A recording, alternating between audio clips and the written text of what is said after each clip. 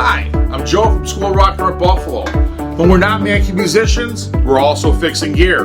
So if you have a guitar or bass in need of love, if you need new strings, please bring it in. We'll be more than happy to help you. So not only do we do instruction and performance-based music, we also fix gear. So please bring it down to 9310 Trents Road, East Amherst, or you can give me a call at 716-317-7625. Again, School of Rock North Buffalo. We make musicians and we fix your gear. On this episode, the premier Scorpions tribute band, Hurricane.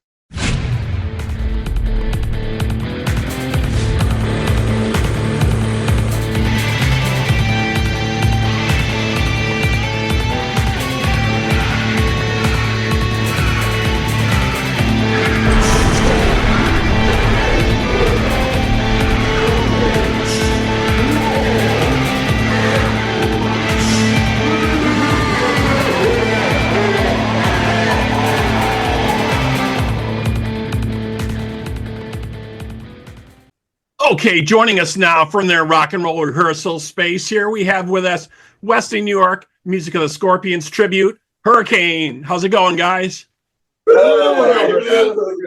All right, why don't we just go around the horn real quick and go through each of you, introduce yourself, and tell us a little bit about yourself.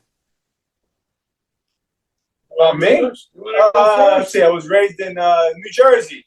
Came up here 18 years ago with my band. Met my wife up here. And I ended up with these guys. Not a bad thing. Not a bad thing at all.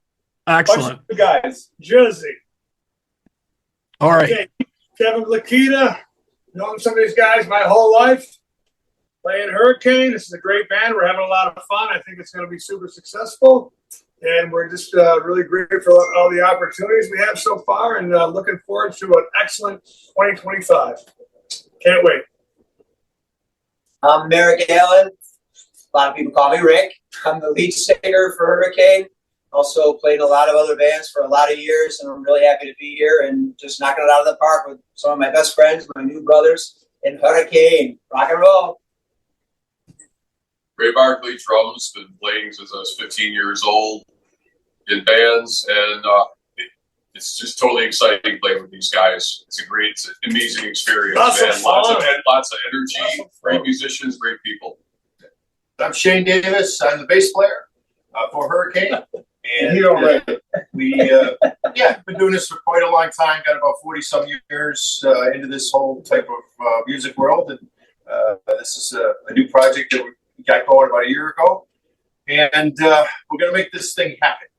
That's all I can say. We're conquering the world. Conquering the world. World domination. World domination, yeah, very cool. So you've all played in a lot of different bands across the Western New York area. So who was it that thought it was time to put together the Scorpions tribute? There's really not a lot of those around, right? There's very few. And probably because it's not some easy music to cover, right? Yeah, what happened with you two that night? This conversation. Was pointing at me. You and Shane. I used to sing, lead in a Styx tribute band called Grand Illusion, and I used to do a little bit of Scorpions in between sets and during sets to try to change things up.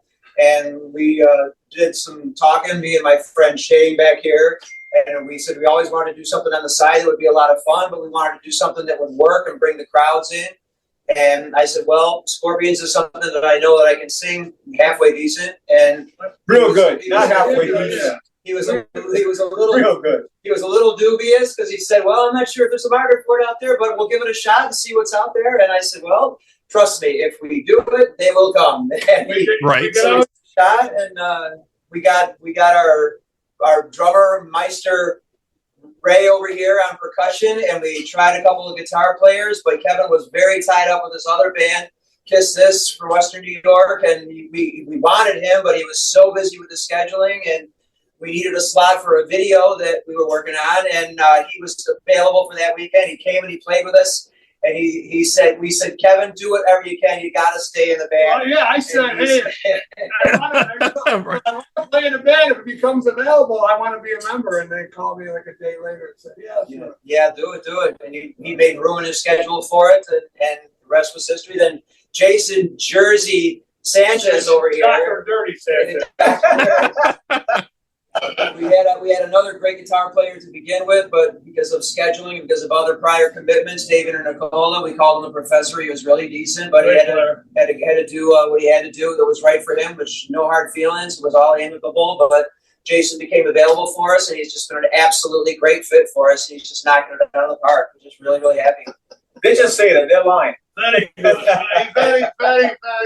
And Rob, I like to add too, when we sat down, this is a band that's a theater and concert presentation. And at this point in our career, you certainly can do a fun little bar band anytime you want. We really wanted to take a swing at the hour-and-a-half concert presentation or the theater scenario, which is the 250s, and put that presentation. So that is our target. We're traveling. We've added Ohio. We've added Illinois, as well as New York and Pennsylvania to our schedule. And that's what we're doing. We're taking this to that level of venue and event. Very, very cool. And you covered a variety of types of music, Shane, also from country to rock. Is this more of a niche for you, would you say, the classic rock? Yeah, like Rick said, when he presented it to me, I'm like, ooh, what? I didn't know much. You're like a Scorpions tribute. What are you talking about? These guys are years. They're still selling out shows. They're playing residencies in Vegas. The Scorps have been around for so long, right? Well, that's the thing, and it's sort of. So I said timeout, and that's what I see. You see the residency in Vegas. You see the song on the movie. You start seeing the culture. You talk to some friends, and they're, oh yeah, right. And that's what turned me on. All the things that I've done in my career. I'm a rock guy. I am. He's a rock guy. Rock. I like to go up and just beat the crap out of the bass and just have a good time. Everything else has been fun along the way, but this is, the roots is that classic rock style music. And so here we are. Yeah, definitely. And Kevin, you also yourself, you're very busy, like we were saying earlier, in your other band, Kiss This, trying to fit that into your scheduling time. I know you guys are playing a lot of gigs, but it sounds like you're taking this outfit all over the place. You have some shows. This is awesome. We just finished up 5 shows in the last 3 weekends with Kiss This and these guys. And both of these bands are booked till November of 2025 already. And we're already looking at the calendar for 26. So I'm going to probably have to do this for a while.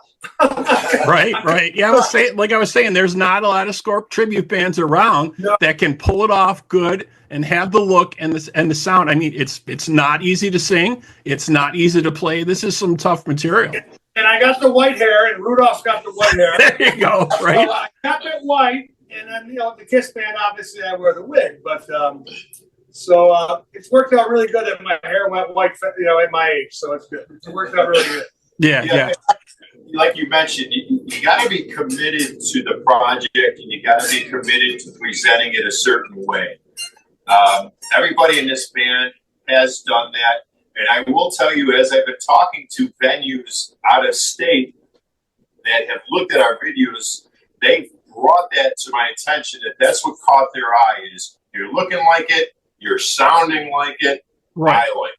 Right, because that's part of the deal. That's part of the illusion, right? You got to have the sound down. There's no doubt. But you got to create that illusion, right? When you're seeing the show, right? They want that illusion, right? Having the right instruments, the right guitars, the look of the band. We've gone as far as reviewing their rigs from amps, guitars, and all that stuff from certain tours, and that's what I bought. So I snipped the preamp in the settings and the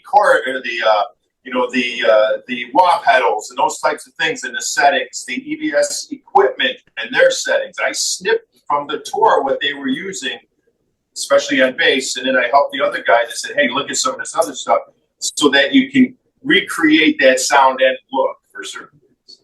Yeah, you guys are definitely doing that. And Rick, your vocals are sounding amazing on here. How do you feel with the response from this compared to your other project, Grand Illusion? Is there a lot more boom, it seems, behind Hurricane here? Well, it's kind of it's a lot different animal than Grand Illusion, than the Styx music, but the difference that I find with this band, which I love, it's like apples and oranges in a sense, because with Grand Illusion, we were just kids. I started that band 30 years ago. It's a complete different lineup, and we really didn't know what we were doing at the time, but it just caught on slowly but surely. It was a slow cook project in the very beginning, but with this band, I got 30 years experience with a bunch of guys that have 30 years experience since those days, and we're just doing everything by instinct the right way with stuff that we've all learned over decades. And it's like we're starting off at a point where it would have taken Grand Illusion 10 or 20 years to catch up to, because we were so much younger back then. So I feel a lot more.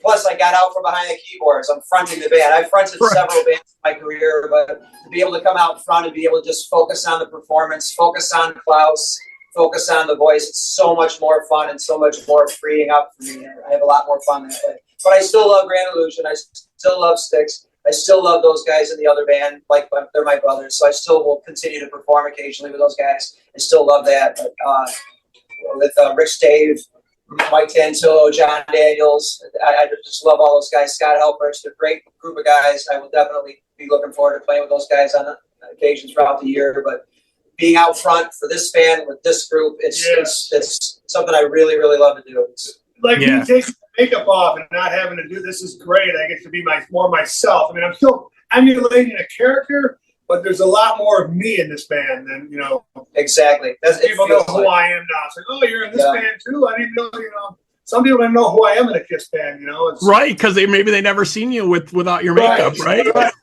So I get to have a little bit more identity in this band. And, I tell you, Rob, that's been fun to watch, because myself as well, coming out of a character from another band. Right, I had gone through this to where you have to find yourself again and be confident on the stage, because you don't have that character that you hype again. Right. And that microphone stand is only this big, so you can't. There's nowhere to hide, right?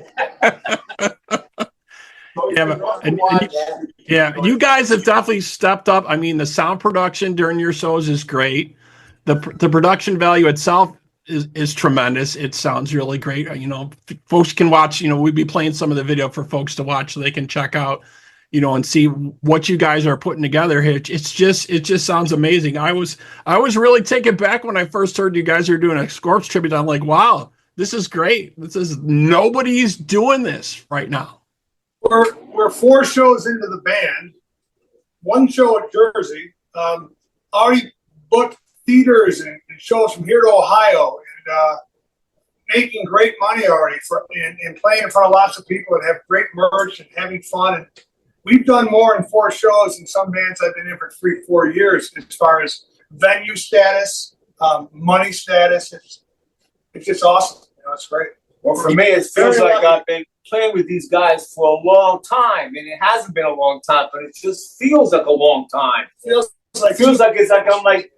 like okay, like we grew up together playing music. It's weird. Yep. That's the way it feels to me. My brother Jesse. That's the way it feels. Yeah, I mean everything gelled really quickly. Yeah. There's no it's just all everybody compliments the hell out of each other. Weird, not weird, but the way it's supposed to be. Yeah, that's really I think one of the most difficult things, right? The personalities and the people you play with, how do they mesh, right? And how do you mesh like afterwards, like when you're just hanging out and talking? How do you mesh there? I mean, obviously on stage you want that performance to be, you know, amazing. But I think a lot of bands always tell me, like, if we can't hang out after the show, it really doesn't work if we can't just talk, right? We usually go to we usually go to like a Chinese buffet after rehearsal. Talk about the rehearsal. Go sesame noodle. Sesame noodle. We got on the red pepper there.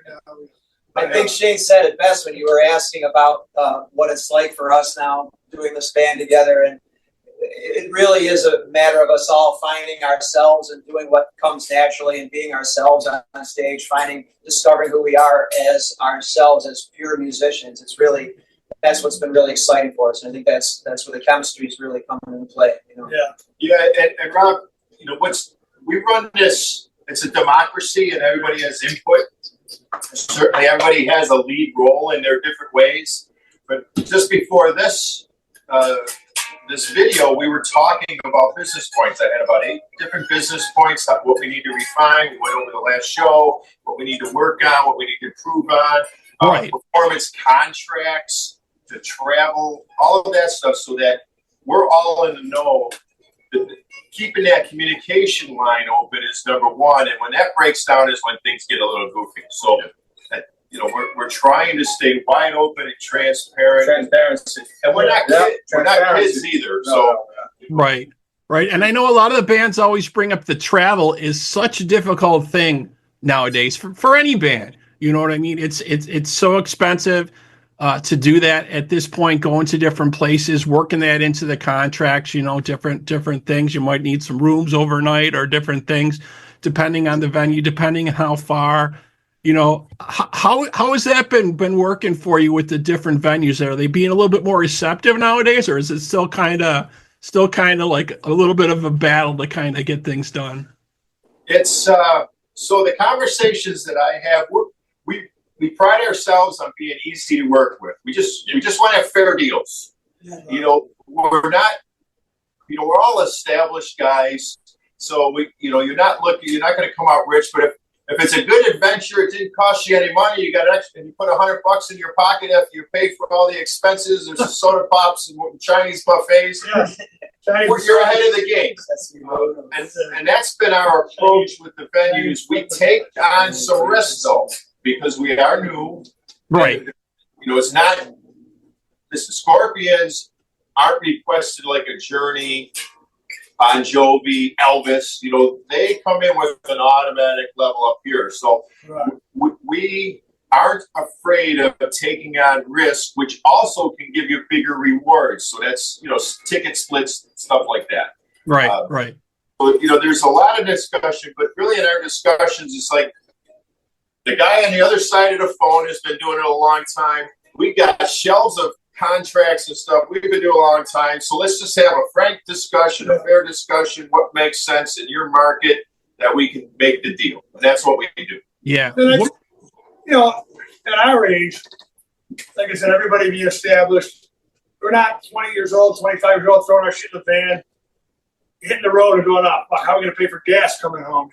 Right. We got a credit card. We have homes or houses or Shane got the credit card. So there are gigs that are great paydays. With both my bands. But you know what? I don't do this for money. But I do it because I love playing in a band like this. the money's a bonus with the Yes, with the but I tribute don't do it band. for money. I would have quit a long time ago. Like Shane says, I don't do it for money. most bands are going to go all the way to Ohio. You're going to break even. Listen, we're going to make money. We're going to have fun. We're going to be on the road with great friends. We're going to make great memories. We're still going to make some money. Yeah. But it's not the concern. We're not going to drive to Ohio for $500, $500 deal.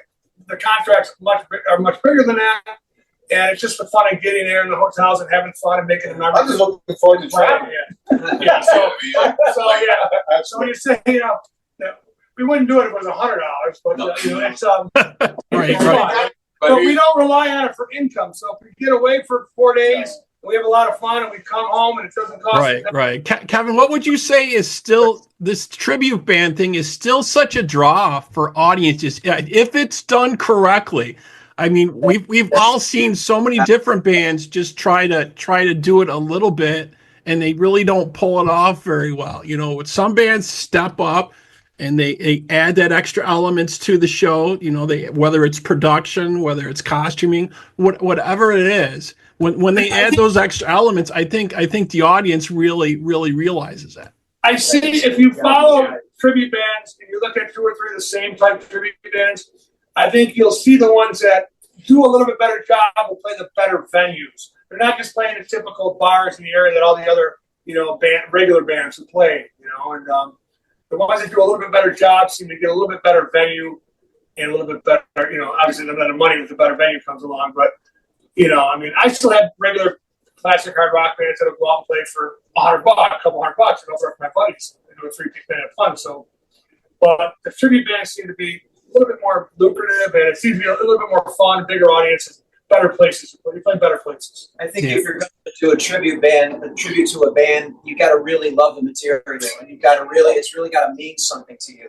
And if it means that much to you that you're going to spend all that time and money and energy on gear and emulate them as much as you can, you got to get into the costuming. You got to get into character. Like Shane alluded to a little earlier, it's like theater. It's not just a band. You're putting on a play. It's rock and roll theater. Exactly. It's not you become those people. You become those characters. I become Klaus. They become Schenker. They become Matthias Jobs. They become all these guys. That's what we try to do. We don't know who the bass player is, so I just mean me. Not important. But we try to do what the best we can at becoming those people, and that's why we've researched what they wear. We've researched their stage antics. We've researched what they do, and we try to put that on as best as we can. And sometimes we put our own spin on it, but we try to be those people, not copy them, carbon copies, but to try to get that sense of who they were, and you have to really care about it that much. Not just because we want to do a better job, that's part of it, but because it's more fun for us. It's like going up there and playing pretend. You're like acting while you're playing the music. It's like role play. It's like cosplay, man. That's what it is. It's a lot more than playing the material correctly. You have to give the audience that feeling of the energy that band put out. Exactly. It's like being. And Scorpions were always known for high energy performance, not just standing around. They ran around the stage, jumping off drum risers. You have to give the audience that excitement, that feeling.